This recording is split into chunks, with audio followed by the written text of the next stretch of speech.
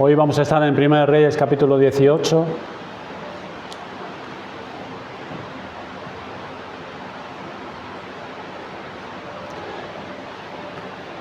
No vamos a leer todos los versículos, sí vamos a ir mirando en ese capítulo y desarrollando las enseñanzas. El título de este sermón es El rey Acab, la maldad del pecado. Vamos a orar al Señor. Padre, estamos ahora abriendo las Sagradas Escrituras, tu palabra. Queremos pedirte que ilumines nuestro entendimiento por tu Espíritu y por los méritos de Cristo traigas todo el bien, la bondad y tu misericordia sobre cada uno de los que estamos aquí, para que podamos oír tu voz y poder entender y ver tu verdad y poder abrazarla y hacerla nuestra. Impártenos, Señor, personalmente a cada uno de los que estamos aquí, de tu verdad, para nuestra santidad y para nuestro gozo. Te lo pedimos en el nombre de Jesucristo. Amén. Dios había designado que este pueblo sería por quien vendría el Mesías, el Redentor del pecado del hombre, aquel por quien Dios restauraría todas las cosas. Y para esto este pueblo tenía que mantenerse separado siguiendo la voluntad y la ley que Dios le había dado. Pero en esta época el pueblo le había dado la espalda y se había inclinado a Baal, Dios de los sidonios, y habían pensado en erradicar al Dios que los había creado y rescatado. Pero a pesar de ello, Dios en su celo por su pueblo todavía no los había abandonado. Dios no quiso dejarlos en su idolatría y les envió un hombre para hacer volver a este pueblo a la adoración a su Dios. Y es aquí, en este capítulo 18, donde se está preparando el momento culminante. Pero antes de llegar a él, Dios mismo nos muestra en el capítulo 17, como nos ha mostrado, cómo el instrumento que Dios usaría para ello, primero tiene que prepararlo en lugares y situaciones de soledad y quietud, donde aprendería acerca de la fe, acerca de la obediencia, de la confianza, donde el profeta aprendería acerca de la oración y acerca de la humildad. Veamos hoy primeramente la nueva dirección de Dios para el profeta y en segundo lugar veremos la maldad del pecado en el corazón de Acab. La nueva dirección de Dios para el profeta. ¿Cuándo? ¿Cuándo fue esta nueva dirección? Pues después de un periodo indefinido de tiempo, que sabemos que fue unos 2 años aproximadamente de haber estado con la viuda y visto cosas en verdad portentosas allí en ese rincón. La alimentación diaria de manera sobrenatural, la resurrección del niño y la conversión de esta mujer, y haber cultivado una relación realmente entrañable el profeta con Dios. Ya había llegado el momento de enviarlo al corazón del conflicto. Ya todo estaba preparado. Nos dice allí en el primer versículo, pasado muchos días, vino palabra de Jehová a Elías en el 3er año. Vino palabra de Dios a él, viviendo en aquel hogar correctamente delante de Dios y de la viuda y del hijo. Es que le vino otra vez la palabra de Dios para darle una nueva dirección. No que él estaba impaciente buscando qué le decía Dios y con cierta desesperación por ver cuándo se iba a acabar todo esto ya. No, sino que estaba ahí donde Dios le había indicado la última vez, en el capítulo 17, 8 y 9. Levántate, vete a Sarepta de Sidón y mora allí. He aquí yo he dado orden allí a una mujer viuda que te sustente. Y ahí estaba, y ahí viviendo y estando como y donde debía, es que vino a él la palabra de Dios nuevamente. Es Dios a través de su palabra que viene a nosotros para indicarnos el nuevo curso a seguir. Tenemos que estar como Elías, tranquilos donde Dios nos ha dicho que tenemos que estar, haciendo lo que Dios nos ha dicho que tenemos que hacer, permaneciendo sensibles y atentos a su voz, pues a su tiempo Dios nos enviará palabra para que sepamos por qué curso tomar. Esta es la forma de conocer la voluntad de Dios.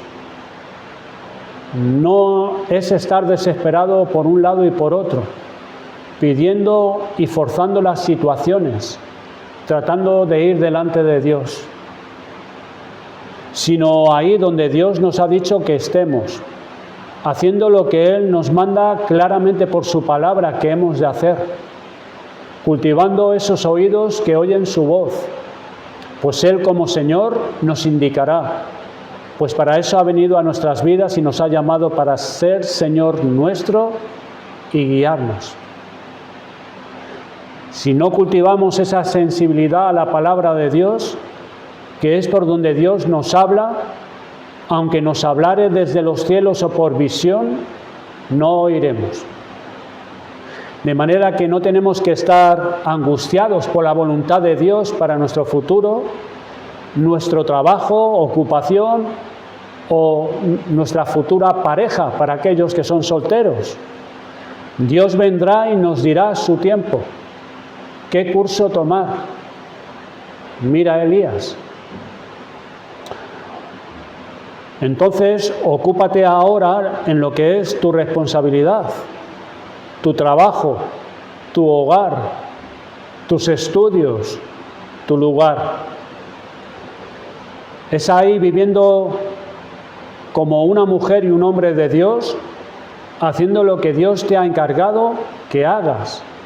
Es así que Dios te dirá qué has de hacer, cuál será el siguiente paso. Pero es haciendo y estando donde Dios te ha dicho que debes estar. Vigilando que en verdad tengas oídos para oír la voz de Dios. Y a su tiempo el Señor vendrá a ti con su palabra para indicarte lo que quiere de ti, ya sea por la lectura, por una predicación, por la meditación, por la oración, por las obras de su providencia, pero vendrá a ti con su palabra y te dirá qué es lo que quiere de ti. El nuevo rumbo a tomar. Versículo 1, lo acabamos de leer. Pasados muchos días vino palabra de Jehová a Elías en el 3er año. ¿Y cuál fue esa palabra? Ve, muéstrate a Acab y yo haré llover sobre la faz de la tierra. Fíjese que se vuelve a repetir a lo largo de todos estos capítulos que estamos viendo, la vida y ministerio de Elías, un mandato y una promesa al obedecer, como en ocasiones anteriores. Mostrarse a Acab y Dios enviaría la lluvia. Si Elías no obedecía, el Señor no haría llover. El Señor haría llover si Elías se presentaba delante de Acab. ¿Cómo es que tenía que ir otra vez a este hombre? Acab no lo estaba esperando con los brazos abiertos. Era más bien su enemigo mortal. Allí lo vemos en el versículo 17. Cuando Acab vio a Elías, le dijo: ¿eres tú el que turbas a Israel? ¿Por qué ir de nuevo a él?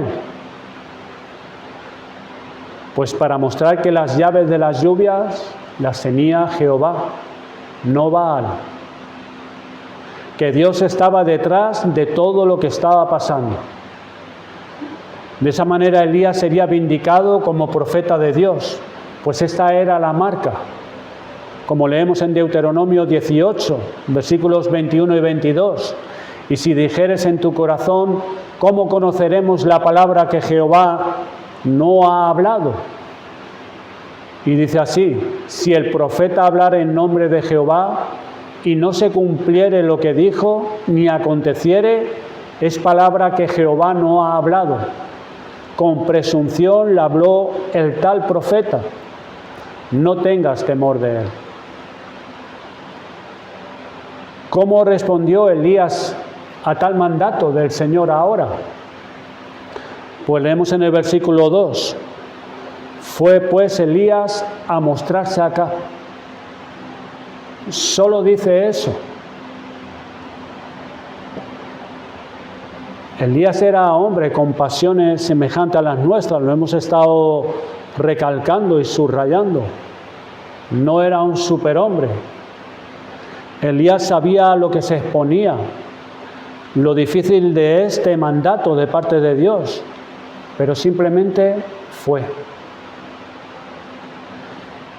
¿Qué diríamos nosotros ante la orden de ir a presentarnos a un hombre que sabemos que nos quiere matar?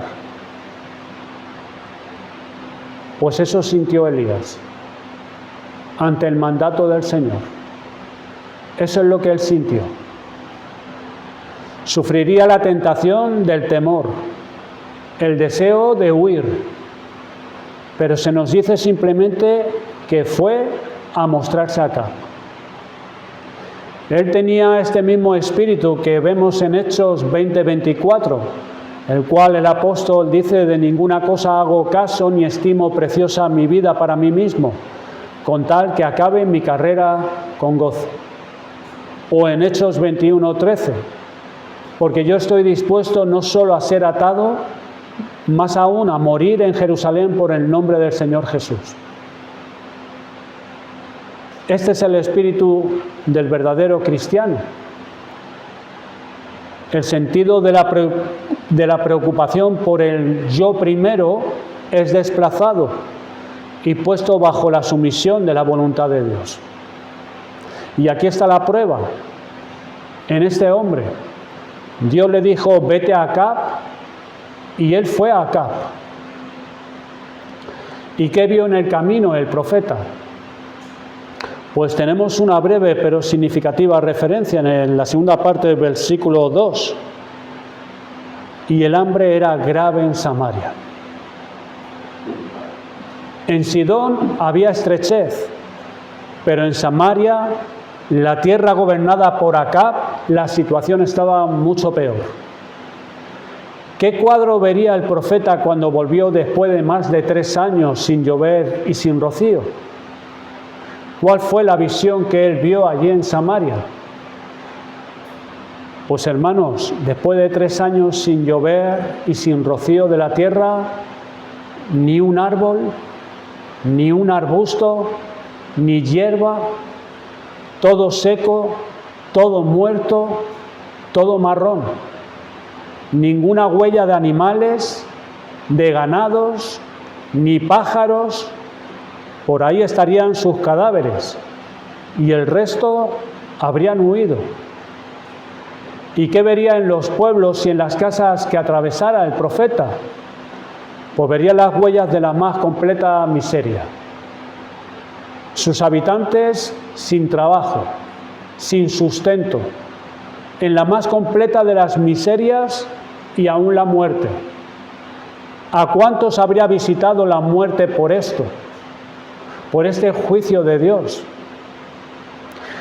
Él estaría conmocionado viendo todo esto y sabía de dónde provenía toda esta angustia. Mi oración ha provocado esto. Yo he pedido al Señor fervientemente por esto y ahora lo ven mis ojos.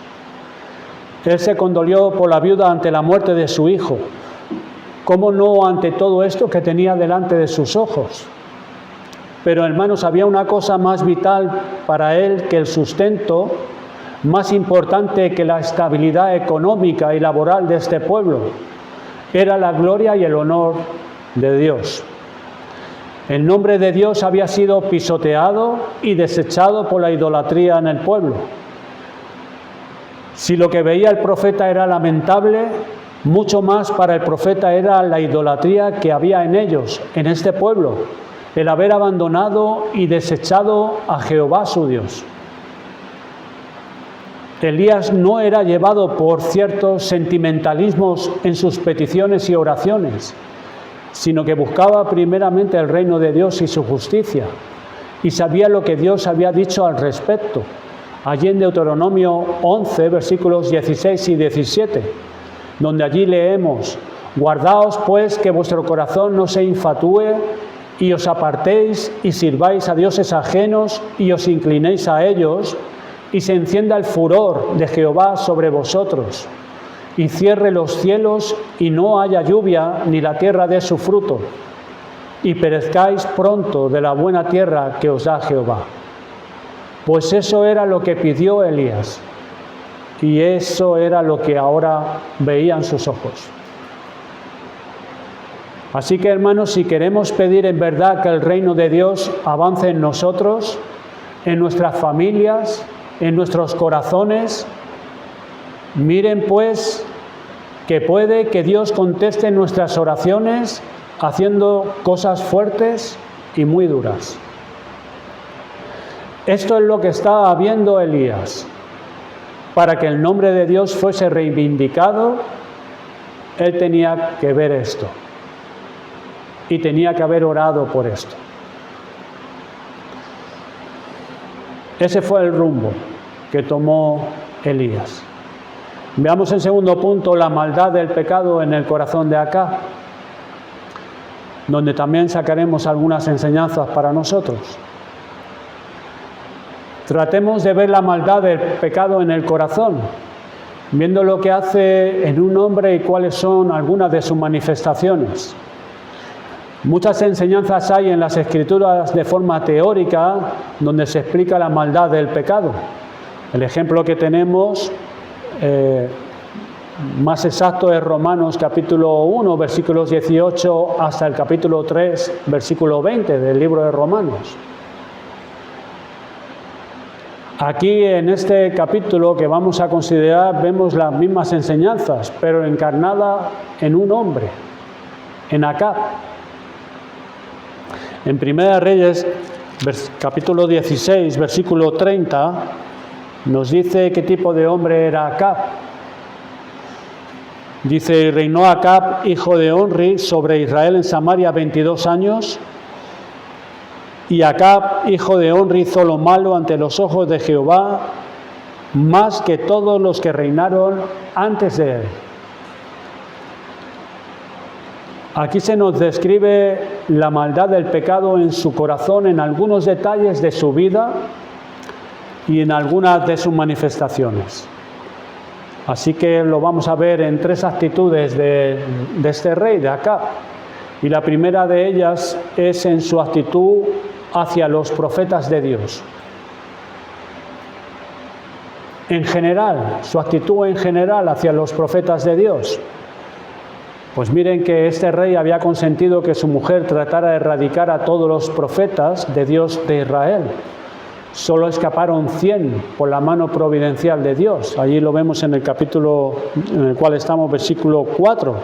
Porque cuando Jezabel destruía a los profetas de Jehová, Abdías tomó a 100 profetas y los escondió de 50 en 50 en cuevas y los sustentó con pan y agua. Entendiendo la función del profeta, nos ayuda a comprender mejor la maldad del pecado en Acab. De manera que podríamos decir que la actitud hacia los profetas es una indicación de la actitud del corazón hacia Dios. Y por extensión ahora nuestra actitud a aquellos que equivalen a los profetas de entonces es una clara indicación de cuál es mi actitud en mi corazón hacia Dios.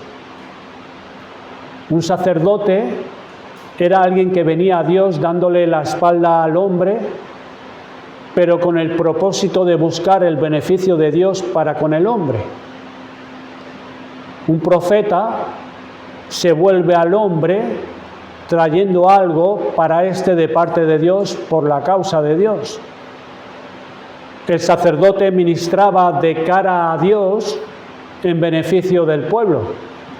En cambio, el profeta ministra de cara a la gente por la causa de Dios, diciéndole a los hombres lo que Dios quiere que estos oigan. Dios hablaba por ellos, ahí lo vemos el autor de Hebreos.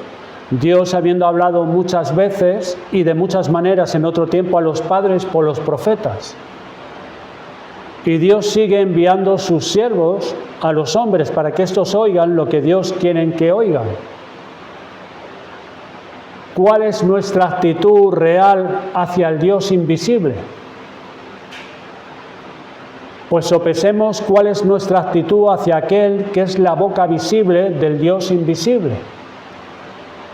Lo que hagas tú con ese hombre que es como la boca visible del Dios invisible, eso indica lo que estás haciendo con el Dios vivo y verdadero que no puedes ver.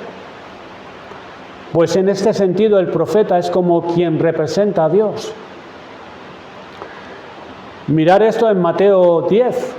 El Señor dijo, el mismo Señor Jesucristo, el que a vosotros recibe, a mí me recibe. Y el que me recibe a mí, recibe al que me envió. El que recibe a un profeta por cuanto es profeta, recompensa de profeta recibirá. Pero ¿cuál fue la respuesta de estos a Cristo? Pues mira cuál es tu respuesta a aquellos que vienen en nombre de Cristo. Y eso es lo que tú estás haciendo con Dios. Los judíos y muchos piensan que pueden estar bien con Dios y recibirlo en su corazón y al mismo tiempo rechazar a los profetas de Dios. Eso es imposible. Si rechazan a aquellos que son la boca de Dios, están rechazando al Dios que los ha enviado. En Lucas capítulo 10, versículo 16, el Señor Jesús dijo, el que a vosotros oye, a mí me oye, y el que a vosotros desecha, a mí me desecha, y el que me desecha a mí, desecha al que me envió. Démonos en cuenta entonces de la conexión tan estrecha que hay entre Cristo y los que son enviados por Él. Esto indica lo que había en el corazón de Acab hacia Dios. Consintió que su mujer silenciara a todos los profetas de Dios. Y aquellos que quedaron, tener que esconderse en cuevas y ser alimentados con pan y agua. Y esto puede que pasara a partir del versículo 1 del capítulo 17, cuando Elías se presentó en el palacio y anunció la sequía en el nombre de Jehová Dios.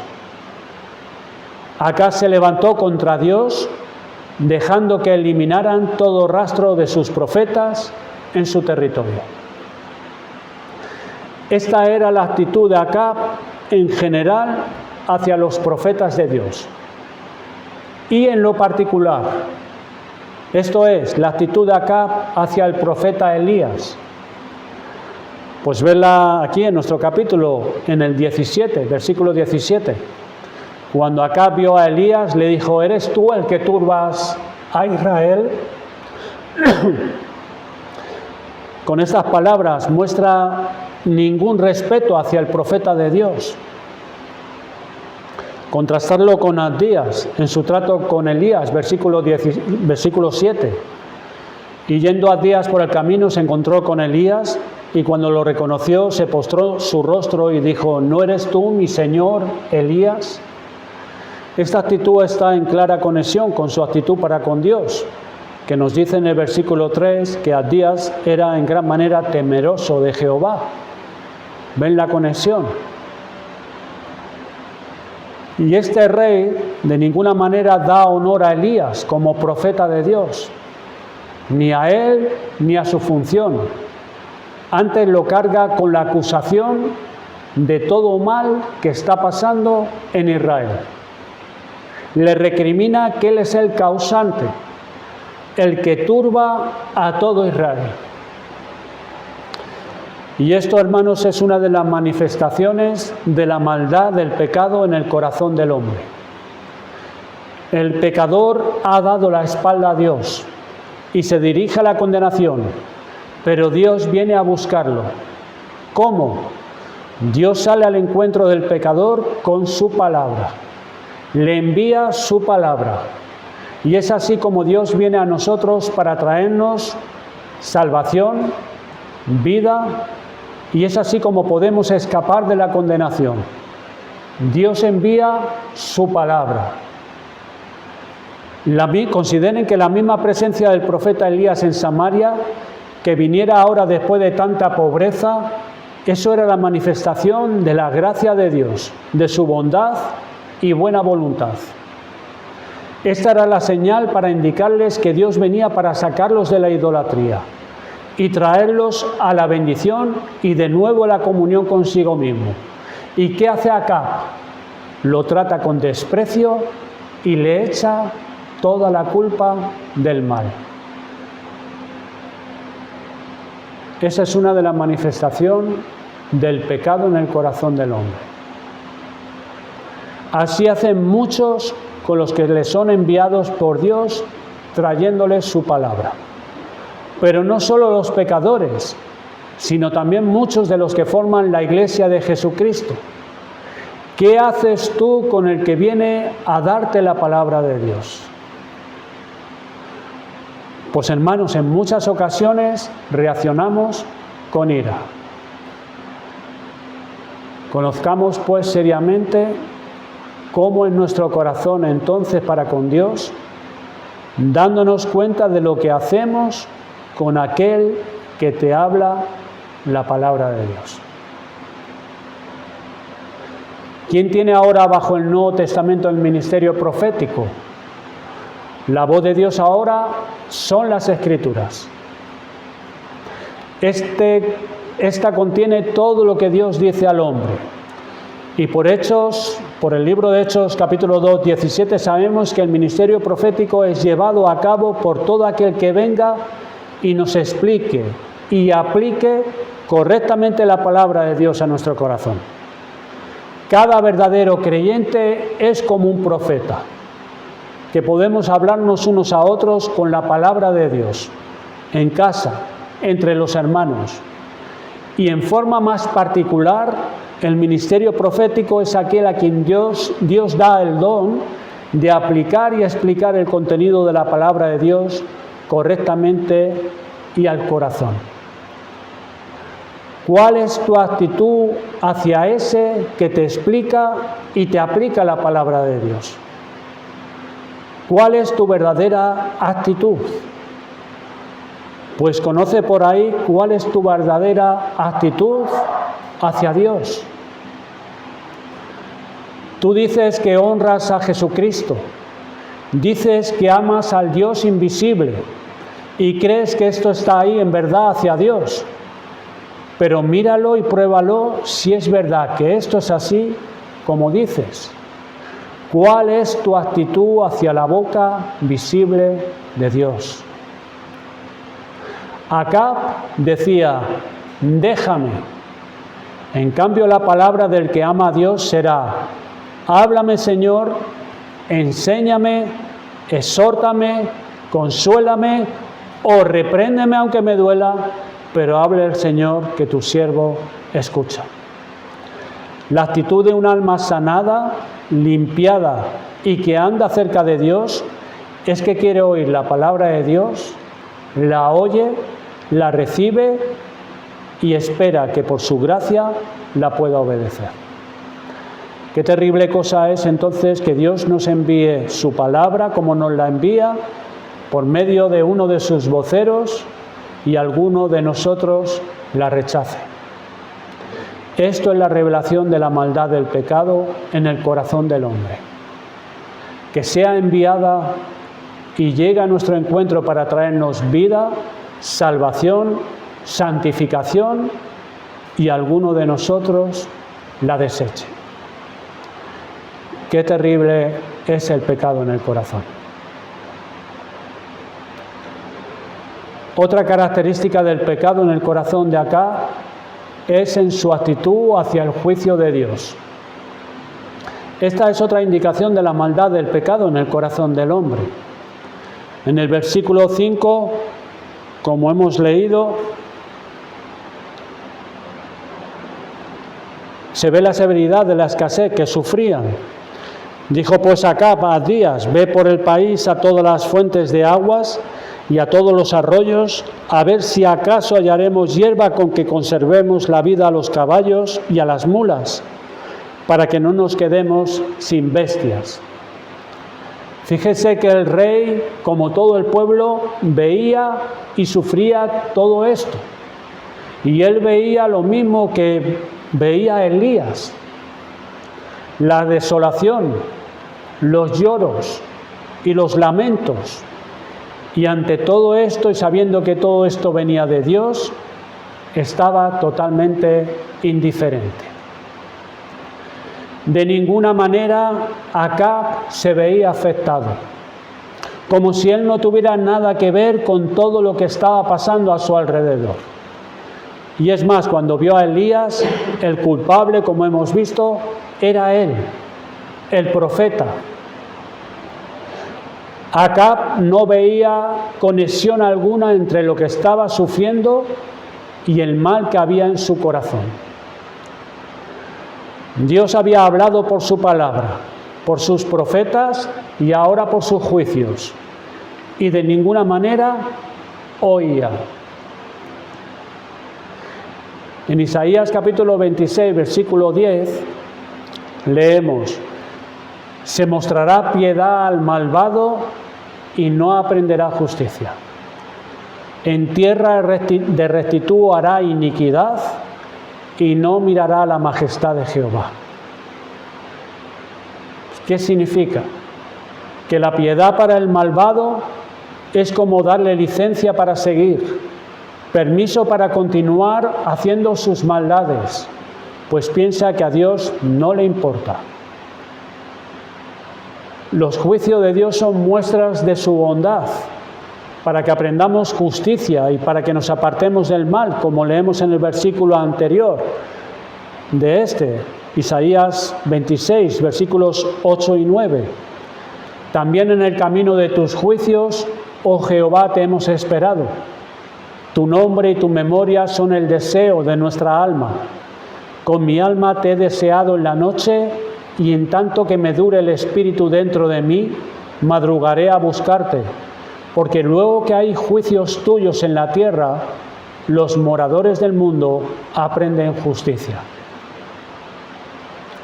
Pero Acab, aunque oyó, aunque vio y sufrió los juicios de Dios, no tenía oídos para oír. Se quitaba de sí toda culpa y quedaba tranquilo pensando que eso era culpa de otros. Esta es otra tremenda maldad del pecado en el corazón del hombre.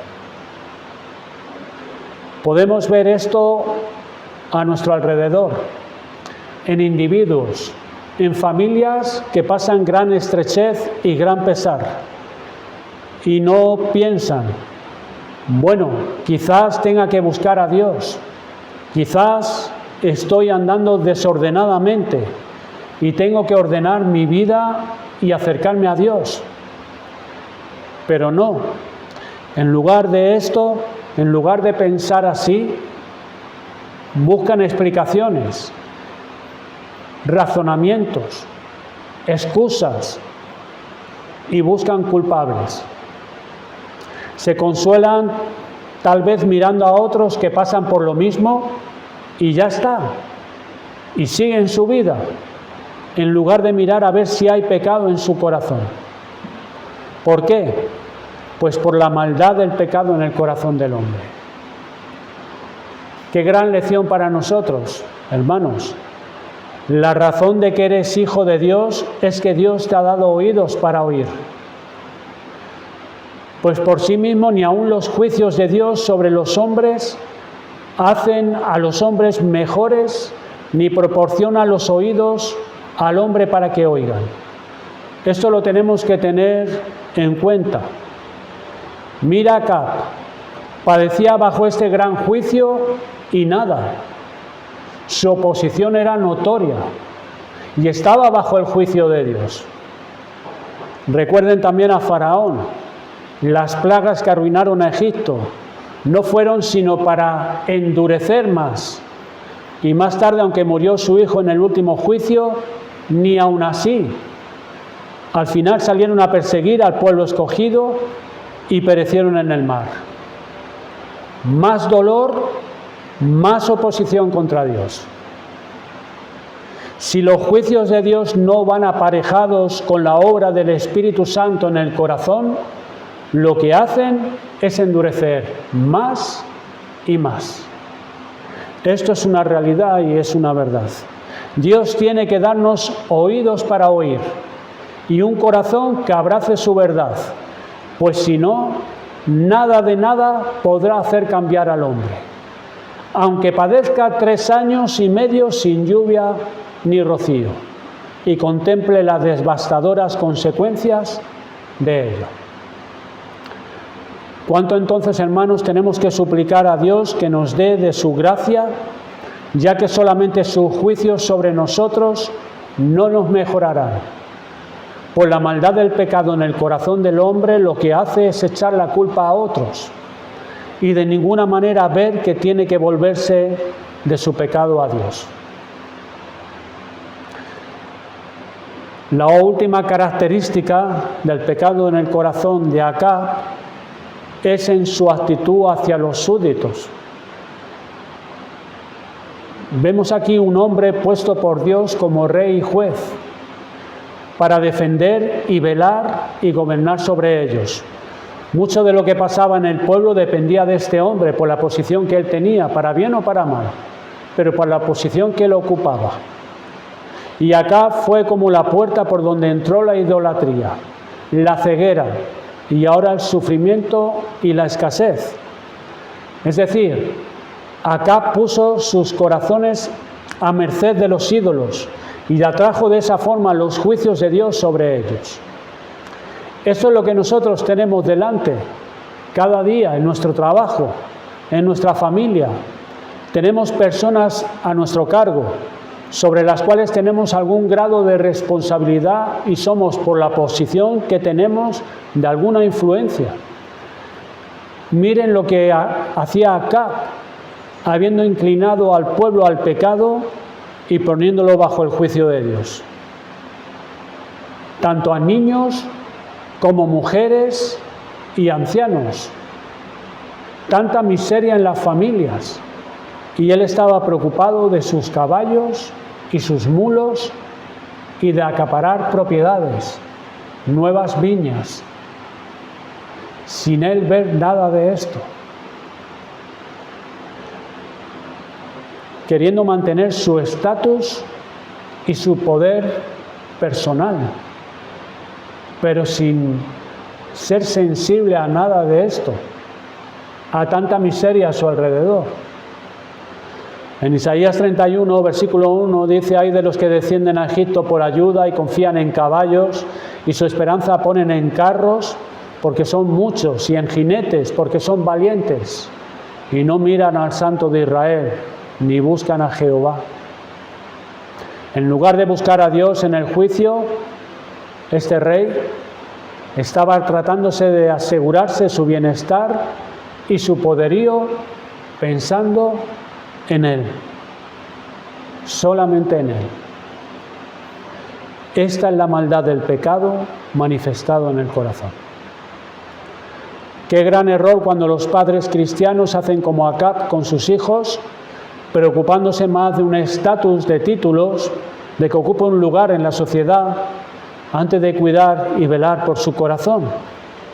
Esta es la maldad del pecado en el corazón, cuando uno no ejerce su responsabilidad que tiene para buscar el bien de otros por la posición que Dios le ha dado, sino solamente para asegurarse su propia posición o nombre.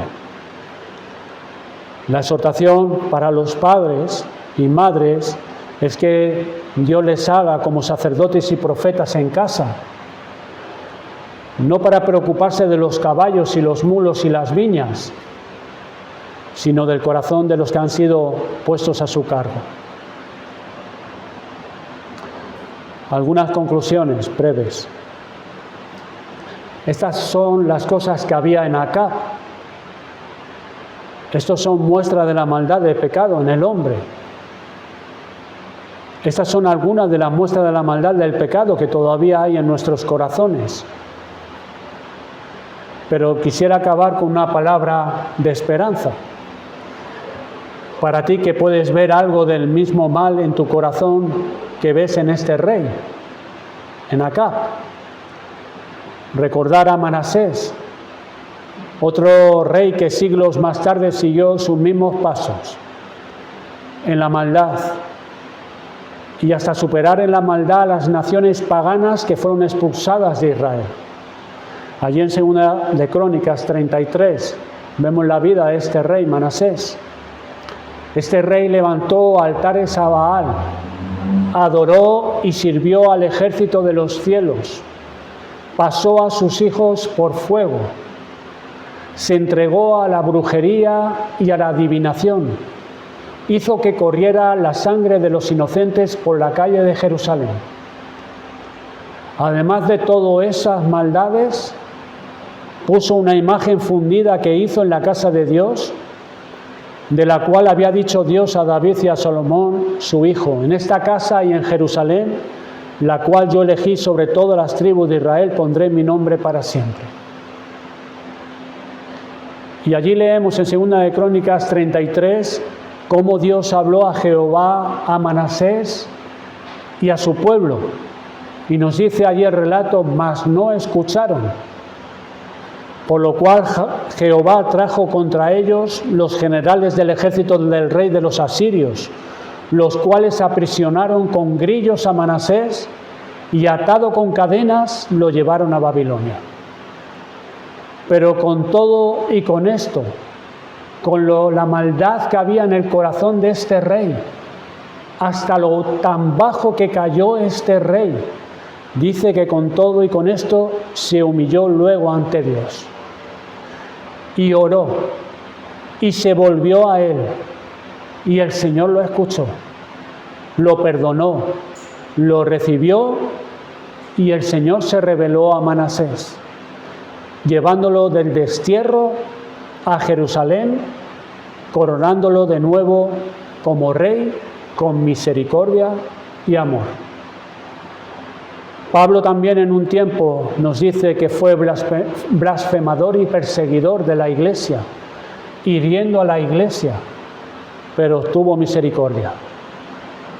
Hermano, tú que puedes ver algo del mismo mal en tu corazón que el de acá, mira cómo hay esperanza. Mira cómo Dios trató a Manasés y cómo Dios trató a Pablo.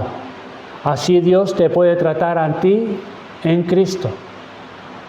No tienes por qué hundirte en la desesperanza si Dios te muestra estos mismos males que nos enseña por acá y te los muestra que está en ti. Pues por Cristo, quien Él envió, ha provisto el medio suficiente y perfecto para perdonar nuestros pecados. La diferencia entre acá y nosotros, ¿sabes cuál es? Que Dios ha obrado por su Espíritu en nuestros corazones. Esta es la única razón de por qué eres hijo de Dios. Y la razón es porque Dios, por su Espíritu, ha obrado en ti y te ha dado oídos para oír. No es poca cosa, hermanos, eso. No es poca cosa. Es la única diferencia que hay entre acá y tú. Conozcamos pues entonces, hermanos, la maldad del pecado de nuestro corazón y humillémonos ante Jesucristo y esperemos de Él la gracia que ha provisto para nosotros. Vamos a orar.